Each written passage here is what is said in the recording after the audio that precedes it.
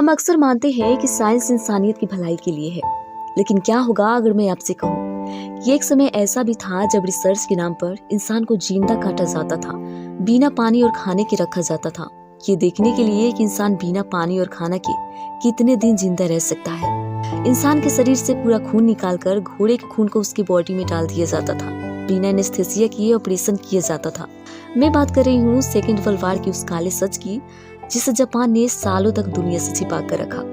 स्वागत है आपका यूनिट 731 के नर्क में। 1930 में जापान ने चीन के मंचूरिया इलाके पर कब्जा कर लिया और यहाँ के पिंग फैंग जिले में एक बड़ा कम्प्लेक्स बनाया गया। बाहर से देखने में ये कोई वाटर प्यूरिफिकेशन सेंटर लगता था, लेकिन इसके भीतर छिपा था यूनिट 731।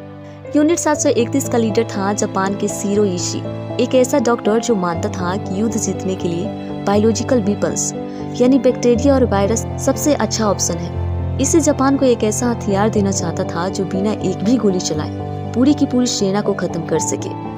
यहाँ तक कि इसी ने जापानी सरकार और मिलिट्री को भी अपनी तरफ कर लिया था। इसी जापानी सरकार को बताया था कि हमारे पास प्राकृतिक संसाधन कम है और बायोलॉजिकल वेपन सस्ते होते हैं, लेकिन इसका असर परमाणु बम जैसा ही होता है। यूनिट 731 में 3 तरह के लोगों को कैदी बनाकर लाया जाता था।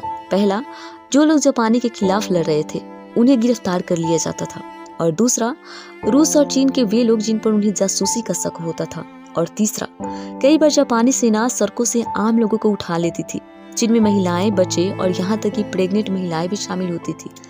इन कैदियों को जापानी साइंटिस्ट मारुता कहते थे। जापानी भाषा में इसका मतलब होता है लकड़ी का लट्ठा। यूनिट 731 के अंदर जो होता था वो किसी भी डरावनी फिल्म से कहीं ज्यादा भयानक था। यहाँ वैज्ञानिकों ने कैदियों का जिंदा ऑपरेशन किया, बिना किसी एनेस्थेसिया के उनके अंग निकाल लिए जाते थे। उनका मानना था कि मौत के बाद शरीर बदल जाता है, इसलिए वो इंसानों को जिंदा काट कर देखना चाहते थे कि अंगों पर बीमारियों का क्या असर होता है। कई बार कैदियों के हाथ काटकर उनके पैरों की जगह लगा दिए जाते थे, सिर्फ यह देखने के लिए कि क्या वे जुड़ सकते हैं। कैदियों को फील्ड में खंभों से बांध दिया जाता था और ऊपर से प्लेग के बम गिराए जाते या उन्हें ग्रेनेड से उड़ा दिया जाता था, ताकि घावों पर रिसर्च किया जा सके।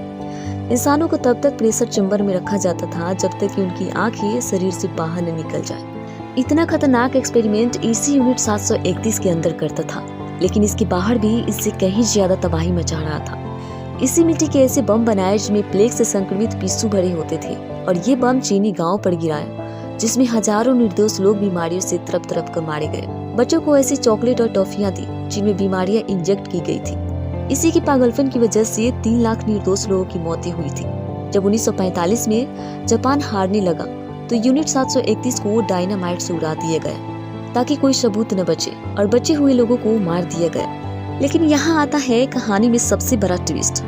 युद्ध खत्म होने के बाद अमेरिका को इन एक्सपेरिमेंट के बारे में पता चला, लेकिन अमेरिका ने सीरो इशी और उनके साथियों को फांसी देने के बजाय उन्हें क्लीन चिट दे दी। असल में अमेरिका ने इंसानों पर जितने भी एक्सपेरिमेंट किए गए डेटा था उसे अपने पास रख लिया और बदले में इसी को जिंदा छोड़ दिया। सीरो इसी अपनी बाकी की जिंदगी जापान में शांति से बिताई, और जिस इंसान ने लाखों को तरपाया उसकी मौत 1959 में गले में कैंसर की वजह से बड़ी आराम से हुई। यूनिट 731 का इतिहास हमें सिखाता है कि जब सत्ता और इंसानियत खत्म हो जाती है तो इंसान जानवर से भी बदतर हो जाता है। उस हजारों गुमनाम मारुता की चीखें आज भी इतिहास के पन्नों में दफन है।